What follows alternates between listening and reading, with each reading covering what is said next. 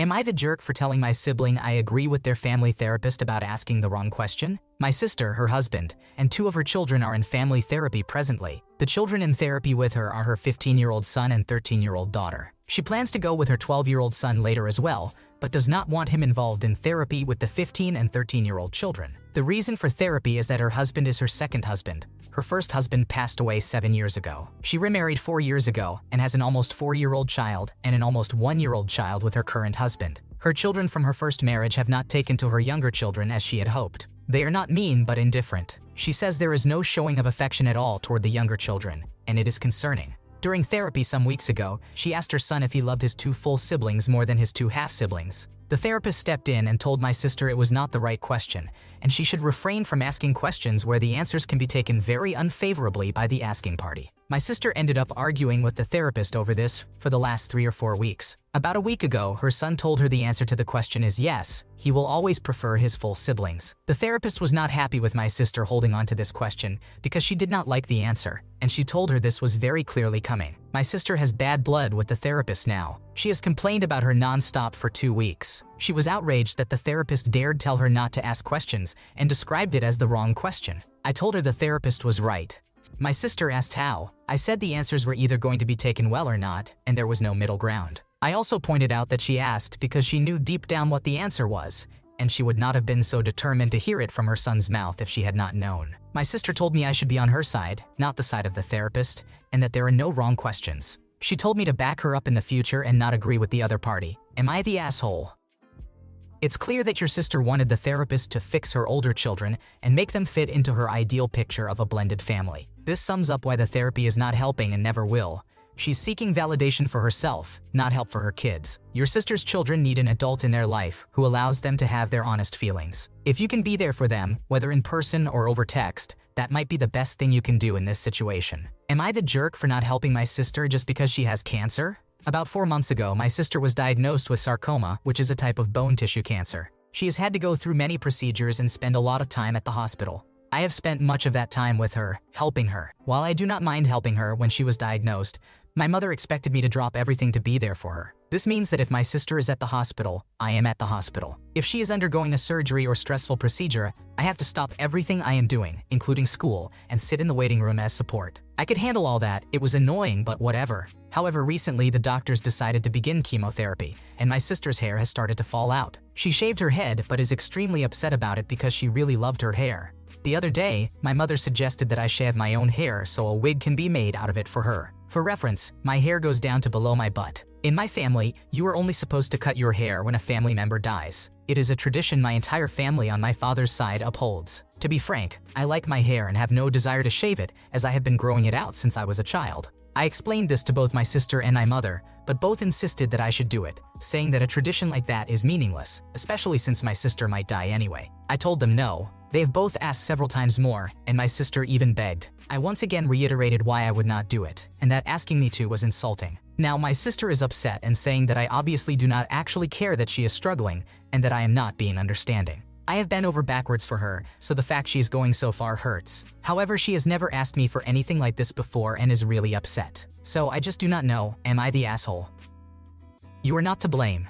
Your sister insisting that your hair is the only hair on earth from which she can get a wig is ridiculous, and your mother is enabling her. Anytime someone asks you to sacrifice something to prove your love, that is a step too far. A decision to sacrifice anything should come originally from your heart, not their lips. Am I the jerk for telling my dad and stepmom to suck it up and accept my maternal grandparents are getting equal honors at my wedding? I am getting married this year to my amazing fiancé. We have made some choices that have been unpopular and might make me the antagonist. My dad and stepmother have some really bad blood with my maternal grandparents and vice versa. My mom died when I was 6 years old, my brother was 4 years old, and my sister was 3 years old. Out of the 3 of us, I am the only one who remembers our mom. My younger siblings do not. When Dad remarried when we were 9, 7, and 5 years old, they quickly went from calling her by her first name to Mom. I did not.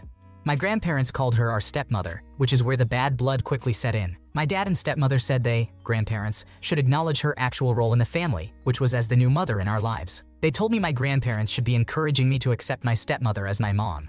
Dad tried to cut my grandparents from our lives, but my grandparents fought back in court and got 1 day a month with us. Dad and stepmother hated this. They also told me I was not being fair to my stepmother. I told her many times she was not my mom, and they told me that was not kind or fair. They said she was doing her best and loved me as her daughter, but was rejected constantly by me. We were in therapy for 3 years. There were a lot of discussions, including about my grandparents, which only worsened my dad and stepmother's attitude toward my grandparents. Specifically, I said twice in therapy that I would rather live with my grandparents. I craved the connection to my mom more than the family they were making. Things kinda settled much later when I was almost ready to move out, and so I stayed in touch and tried not to be too unappreciative for the fact my stepmother tried. I knew my siblings loved her just as much as I loved mom, so for their sake as well. But I always felt more connected to my grandparents, and I never felt a real connection to my stepmother, even though I do not think she is truly bad. While planning our wedding, my fiancé and I did a lot of talking about what our wedding would look like and whether we would go traditional or not.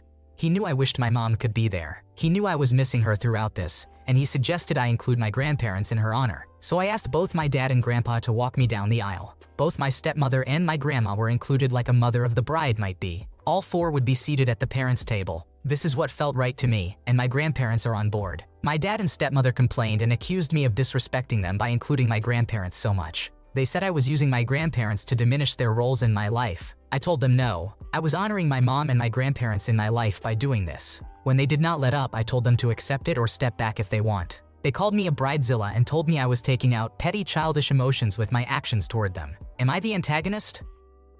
You behaved properly. It's your wedding and your choice, and the fact that you want to include your stepmom shows how much you care about making everyone feel welcome. It's also important to keep your connection to your mom alive, and it's unfair for anyone to expect differently. If there's anyone who doesn't understand or appreciate this, it says more about them than you. They can either accept that or step back. Am I the jerk for not inviting my child-free friend to my twins' birthday party? My 34-year-old female twins turned 5 this month. They both started school last September, and I put them in separate classes as I wanted them to be more independent. When it came to inviting children for their birthday, I invited both classes. At my children's school, if anyone has a birthday, they will invite the whole class, with some of the parents being kind enough to invite both twins despite one not being in the class. The guest list was just under 50 children because of this. The twins are now at an age where they will remember their birthday, so I wanted the guest list to reflect who they would want. Previously, I have invited my friends and their children to the twins' birthdays, including child-free friends as honorary aunts and uncles. Planning their 5th party was a bigger effort than I thought. Although I originally planned to do it myself at home, I rented a soft play center my children love. I also invited a few family friends who had children around my twins' age, but not the child-free friends as it was a soft play center, and I didn't think it would be fun for them. I was being charged per person turning up, so I wanted to cut costs as they wouldn't be using the soft play area. I got a call from my child-free friend Lily, who mentioned that a mutual friend told her about the twins' birthday. She was upset she wasn't invited as their aunt. I explained to her it was a soft play center and that was a child activity. The twins have their own friends that they wanted, and I didn't want them to feel like it was my party. Most of my other child-free friends weren't really that bothered about not being invited, but Lily and a few others said they wanted to be involved. My husband thinks we should throw a family party and invite the child-free friends to compromise.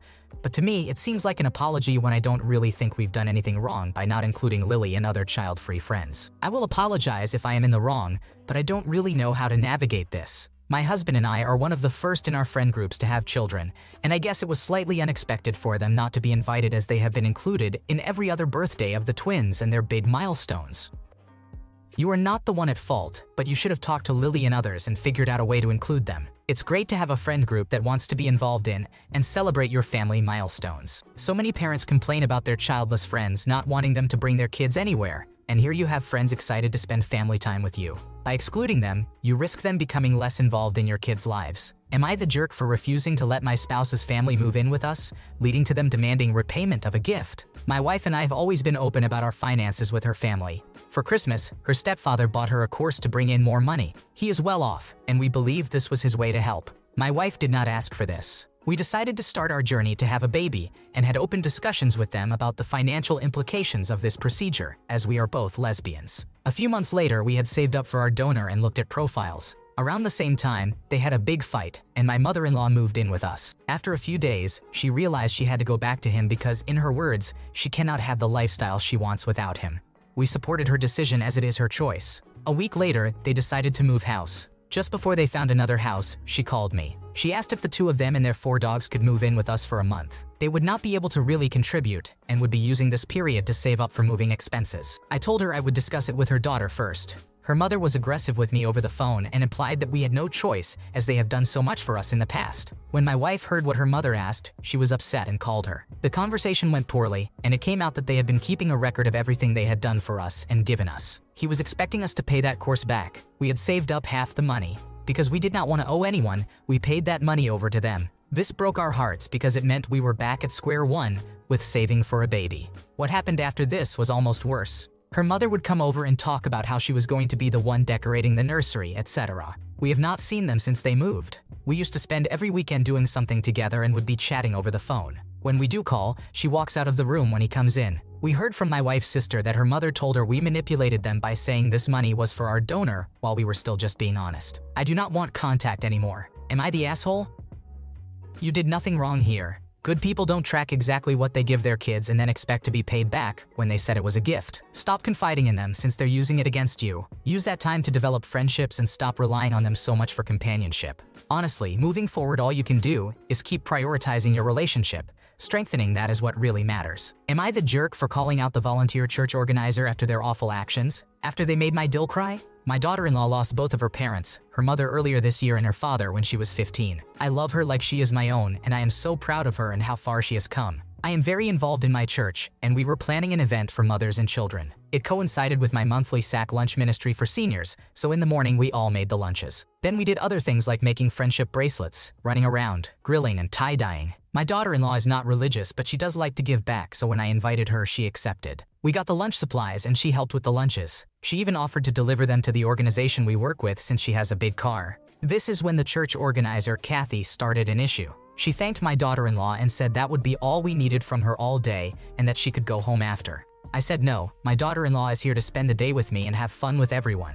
Kathy made an ugly face and said, "She's not anyone's daughter." I said that's okay, she's my daughter-in-law if Kathy didn't know. Kathy made another ugly face and said that didn't count and that she didn't even belong here, which ruffled my feathers. Everyone should be allowed. If one of the fathers wanted to join us, I would have said yes. Who cares? We got into an argument and my daughter-in-law ended up crying. She just lost her mother. She left and told me to have fun, and I rounded on Kathy and told her that what she had just done was as unchristian as I had ever seen. I said that if she can't find it in her heart to welcome everyone to our events, she should not be the volunteer organizer. Kathy told me tough cookies if I don't like it to take it up with the church office. A few other members overheard, and as I got ready to load up my van for the sack lunches, a few helped me and got to talking about how awful Kathy has been. After I left, they all cornered Kathy and said they would all talk to the church office. Well, she isn't the organizer anymore, and she has been for over 2 decades. She ended up confronting me after church, raising her voice and getting in my face. She told me I ruined her life over my daughter-in-law not belonging to the church, and that she hopes I was happy. I admit I did feel bad after that, but I'm not sure if I should. You are not the jerk. This is the kind of behavior that gives Christianity a bad name and speaks to Kathy being the wolf in sheep's clothing that Jesus warned about. Jesus welcomed all and taught that everyone is a son or daughter of God, so excluding someone from an event in their father's house is completely against his teachings. Kathy's actions have only pushed people away from the church, and she needs to get right with God before organizing any more events. People like Kathy give religious folks a bad name and don't deserve any power within the church. Thanks for watching. When you subscribe, make sure to hit the bell to turn on notifications so you never miss a video. To finish listening to all the stories, check out the playlist in the description.